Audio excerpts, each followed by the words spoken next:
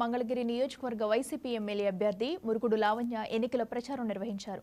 ప్రచారంలో భాగంగా మంగళగిరి టౌన్ 25వ వార్డులో ఆమె పర్యటించారు.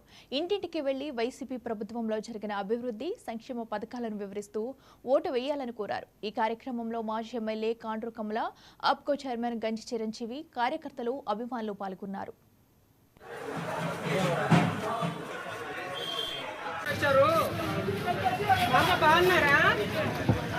పెన్షన్ వస్తుందా పెన్షన్ ఎలక్షన్కి వచ్చినాయి కదా ఎవరికి వేస్తాం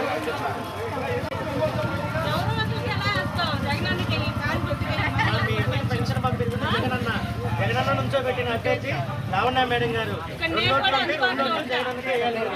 ఏదైనా పెన్షన్ కానీ ఏమైనా ఆగినా కానీ మరి నాతో చెప్తే నేను వెంటనే చేసి ఏ వార్డు అనేది కాదు, మనకు ఓటు ముఖ్యం.